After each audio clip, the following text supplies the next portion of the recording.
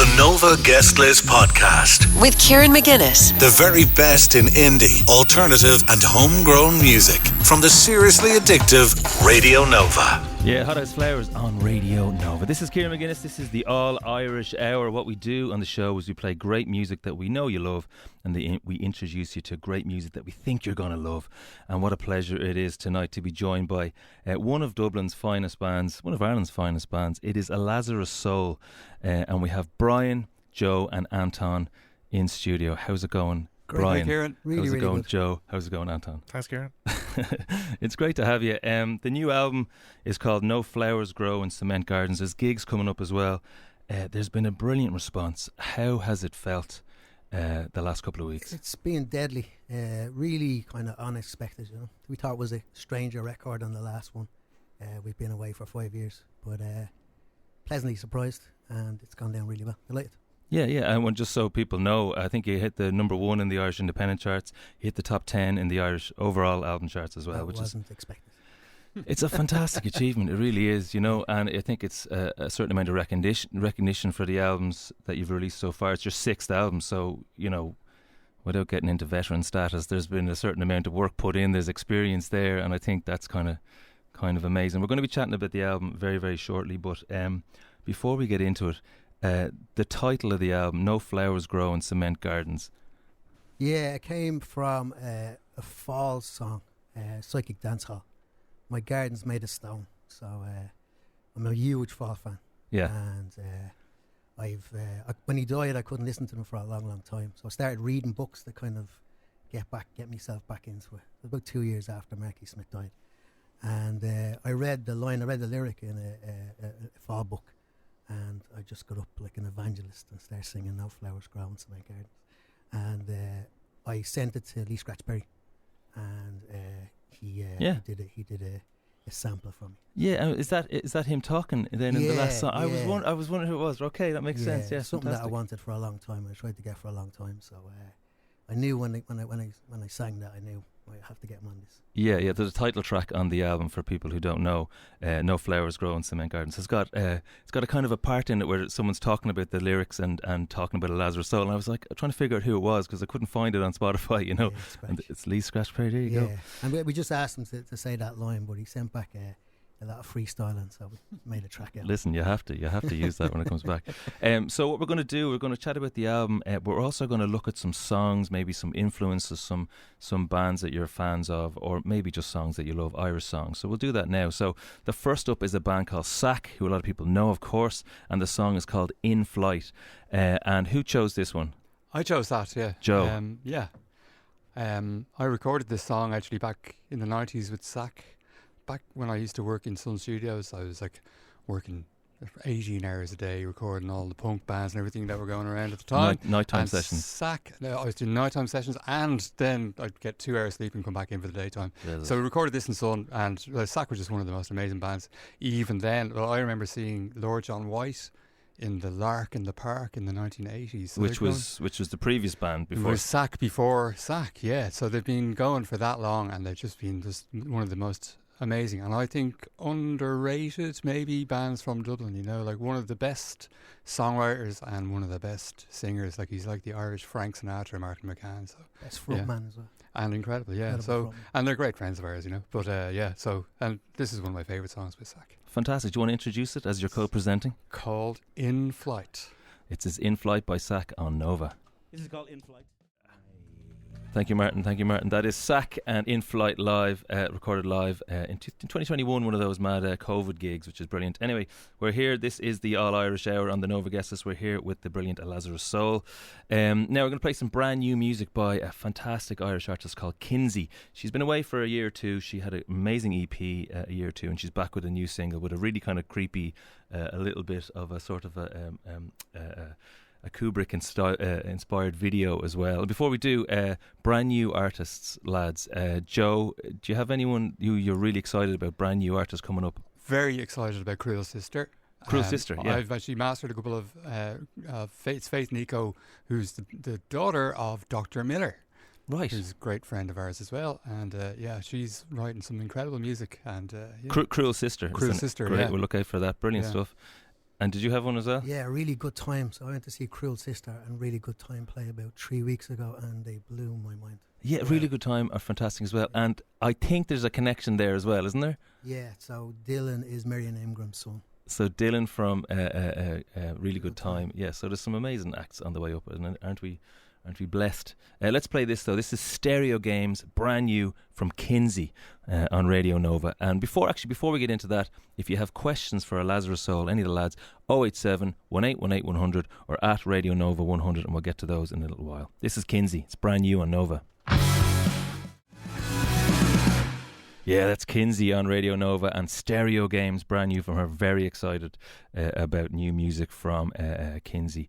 So after the ads, we're going to be chatting about the brand new album, No Flowers Grow in Cement Gardens, the 6th album by A Lazarus Soul, and we're very, very lucky to have Brian, Joe and Anton in the studio to chat about it, which is fantastic. We're going to play, I think, the second single off the album. It's called Black Maria.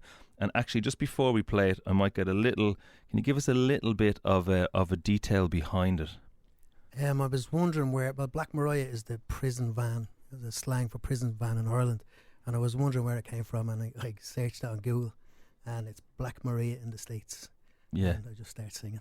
Some call it Black Maria and some call it Black Maria. But it's about police brutality and mainly towards kind of peaceful protesting, as opposed to the soft-handedness in Kulak and places like that recently. So. Yeah, exactly. And we might get back to that in a little while. But I think that kind of touches on some of the themes of the album, I suppose. Social commentary, life in the margins, injustice. And we'll get into that in a little while. But first, we're going to play an ad or two, and then it's Black Maria, one of the songs from the brilliant new album by A Lazarus Soul. It's Radio Nova. If you'd like to get in touch, 087 1818 100 or at Radio Nova 100 on Twitter or Facebook.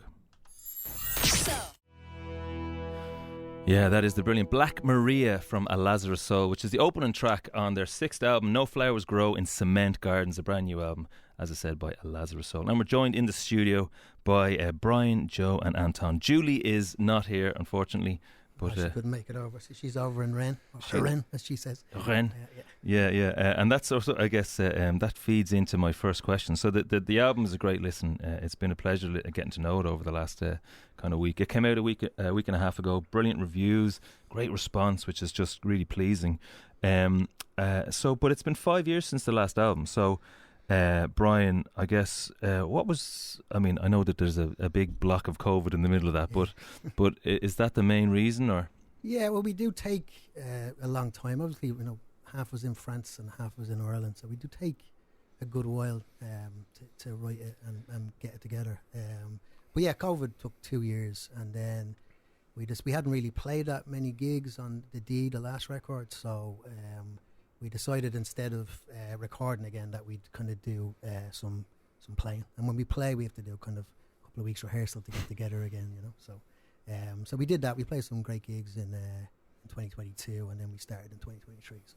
And what's the process of how do the songs, how do they come together? Do you want to take that one?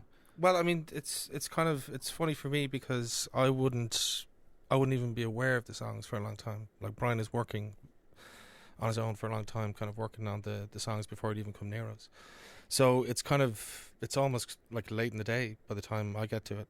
And then even after that, I'm only involved for a short time, and then Joe and Brian will work further developing the album. So it's not like an REM where there's a group of guys doing music and then there's a guy doing vocals and then you come together and see where they fit. It's more you wait till the vocals come in from Brian and then you put them together. Yeah, and I suppose, the fact that Joe and Judy live in France, they would send music over to me and I'd do basic kind of bass demos, send them back, and there's a bit of back and forth then, so we're sort of half prepared.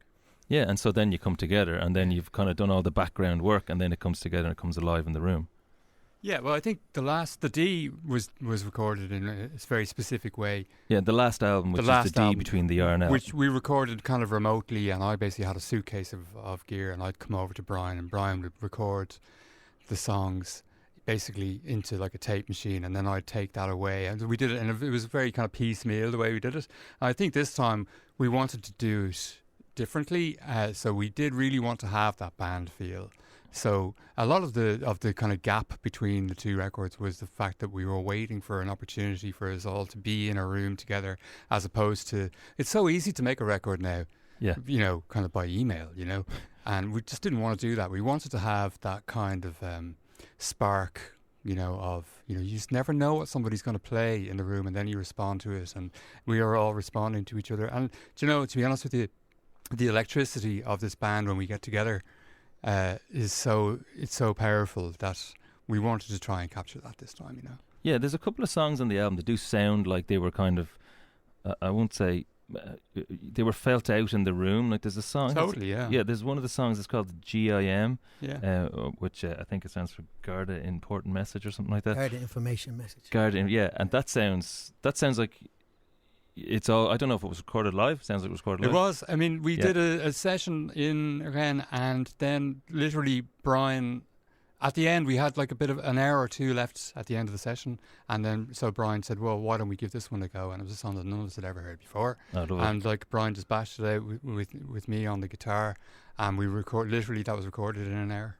Yeah. Right, it just but that actually sounds like something from an earlier album. I was playing songs to my wife, and we were chatting, and my wife Emily noticed the development of the vocal style, and she thought that song sounded like an earlier vocal style, and I wondered whether or not that's just an unguarded one, just comes out, and that's just, you know, playing off the player. So that kind of would make a lot of sense.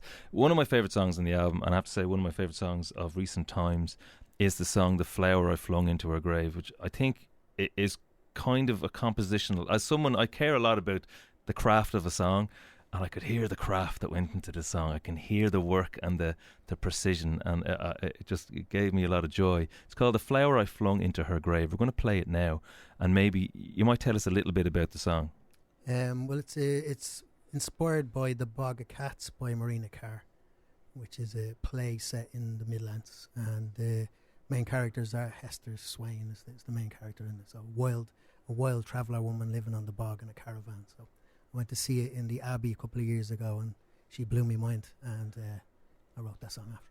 Yeah, it's gorgeous, and like just from a nerd perspective, there's a kind of dissonance in the verses, and then it all just releases in the chorus, which I just think gives it a euphoria, which is excellent. The song is "The Flower I Flung Into Her Grave." It's from the album A Lazarus Soul. It's from the A Lazarus Soul album. No Flowers Grow in Cement Gardens. This is Radio Nova.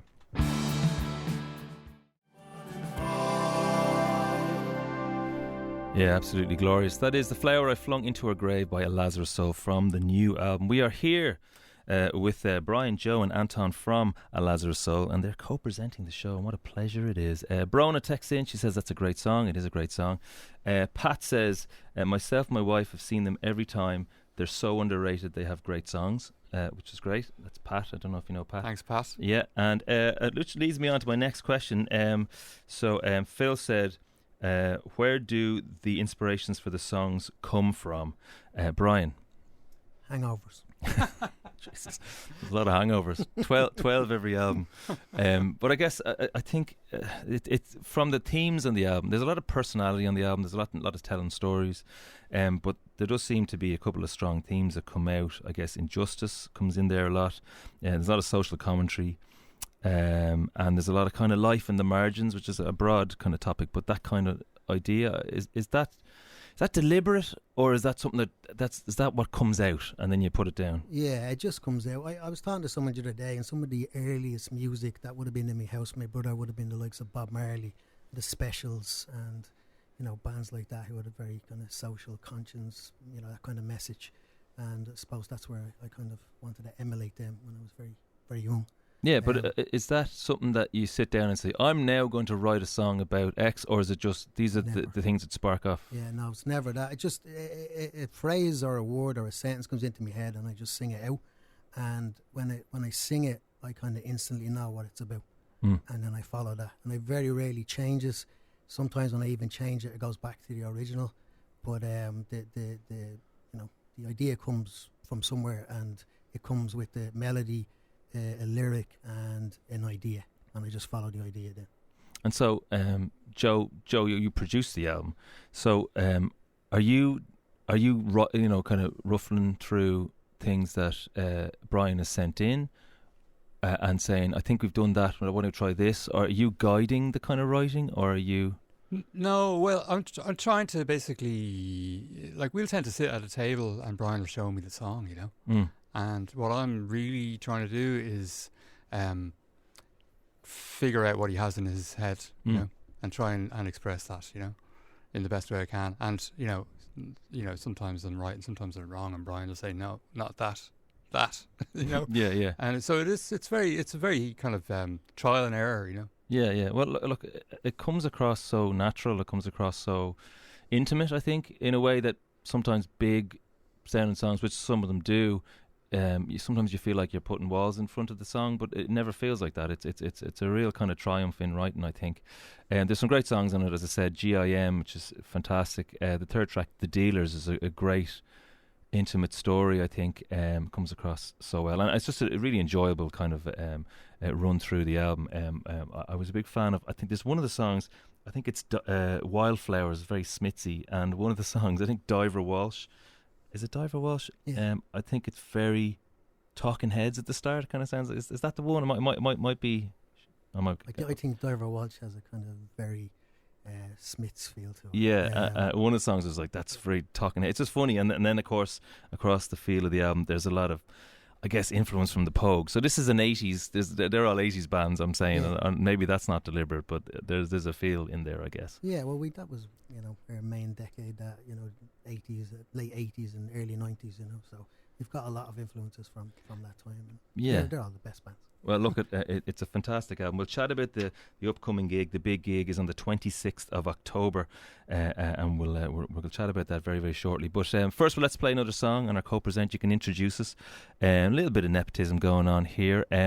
So Brian has chosen, let me just check this now, Anton's band, Future Kings of Spain. And is that allowed? Are we allowed to do that? Of course it is, yeah. I didn't make 'em. I met them. You know, I went to see them play, and that's how I met them. Like, I knew Brian for a couple of years, but I met Anton and Joey after the first Future Kings of Spain gig. But just a really, really wonderful time. I think it's one of the best Irish debuts ever. And it was just you know, it felt like we were in the eye of the storm when that album was released. It went, you know, they were the best band in the country. You know, the Strokes released This Is It, and like, we went up to Belfast and they were supporting, and wow, you know, they won Best Newcomer, and just to be around that, it just felt like, you know, our time. It was a brilliant time, really exciting, incredible band. You know, the rhythm section with Tony and Brian just was, they you know, extraordinary strong rhythm section, and it allowed Joey just to be completely wild. Yeah, it's a wild front man, and you know, it was just amazing to watch. Like, some of the best gigs. Them and the Whipping Boy are some of the greatest gigs I've ever seen. So yeah. Do you agree with that, Anton? Is there anything you want to? I can't remember anything.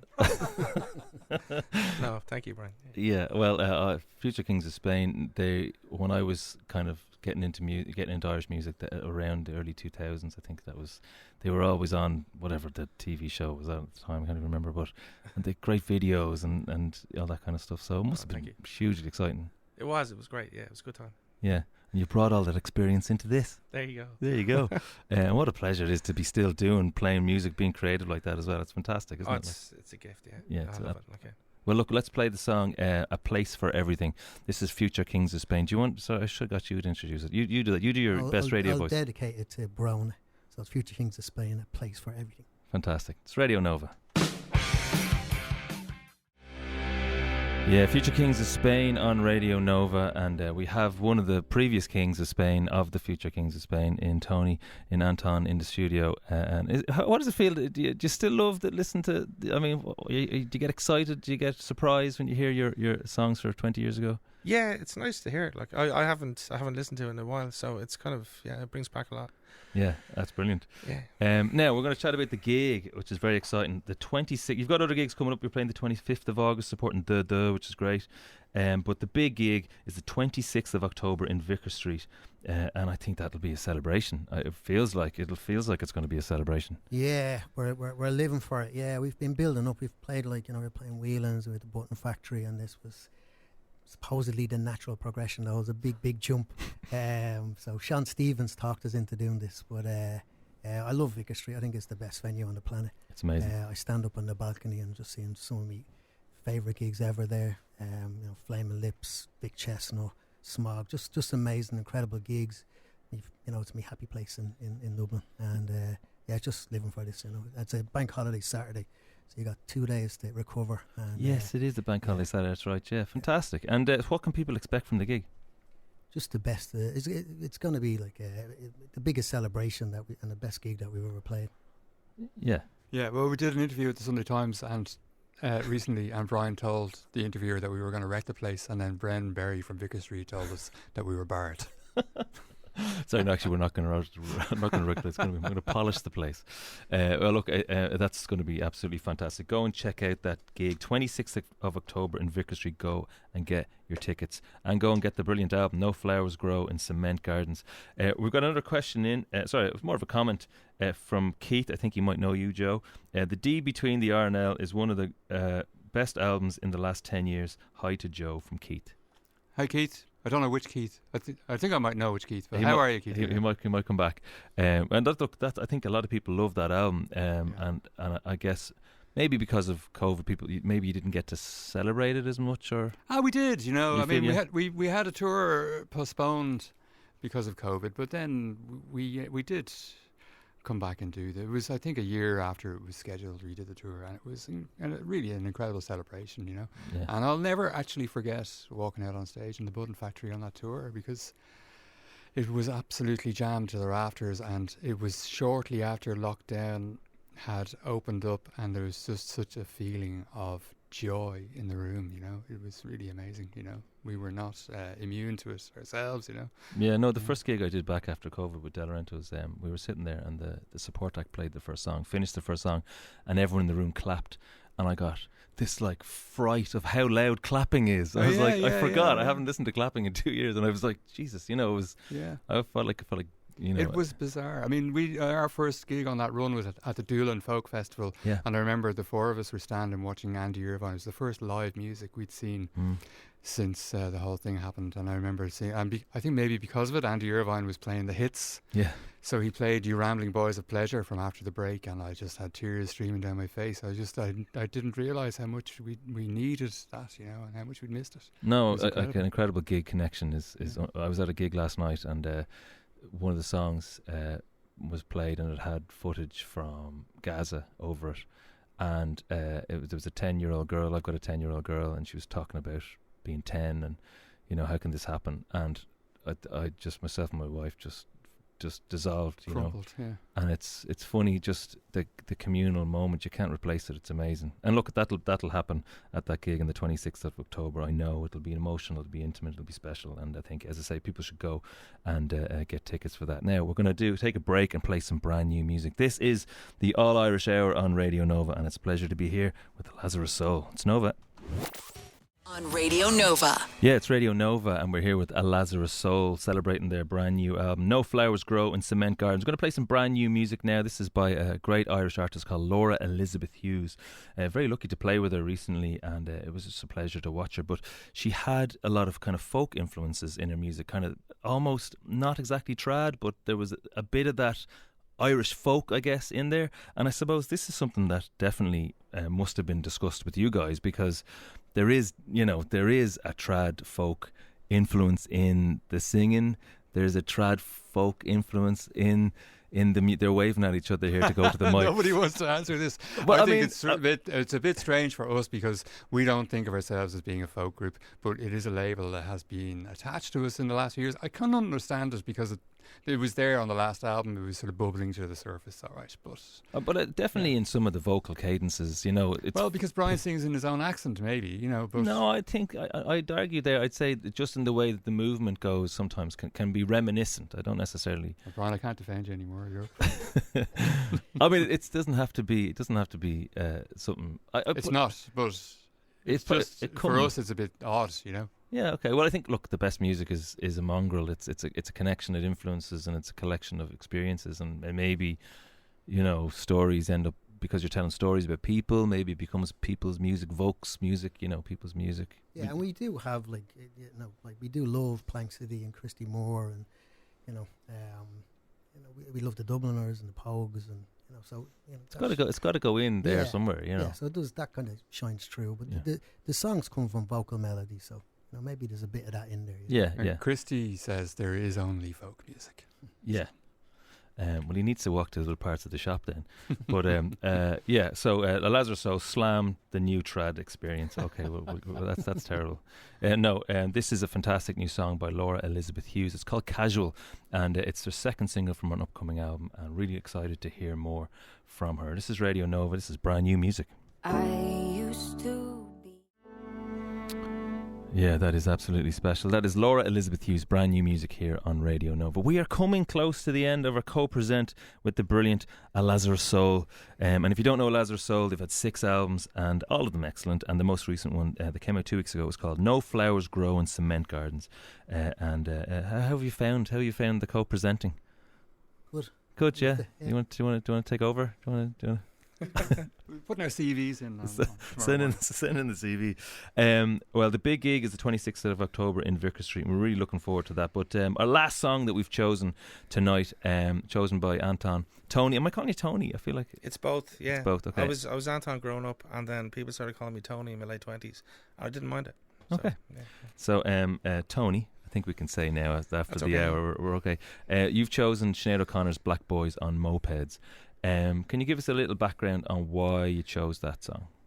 Yeah, I think first and foremost, I could listen to Sinead sing all day long.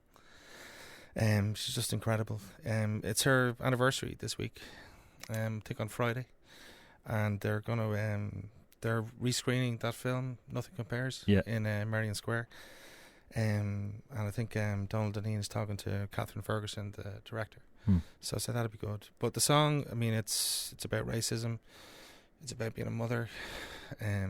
Just an incredible song. Carl Wallinger is on it as well. I think he arranges it. He died recently, I think earlier this year as well. And I think just simply I could listen to Sinead all day long. Yeah, it's a brilliant choice by Lazarus Soul. Lads, it's been an absolute pleasure having you in, and best of luck and congratulations on a fantastic album. Thanks a million. Thank you, Kieran. Thank you so much. Let's play out with Black Boys on Mopeds by Sinead O'Connor. And as I said, go get the tickets for the 26th of October in Vicar Street, and go get the album No Flowers Grow in Cement Gardens. Good night. Thanks very much, lads. Thanks, Kieran. The Nova Guest List Podcast with Kieran McGuinness. The very best in indie, alternative and homegrown music from the seriously addictive Radio Nova.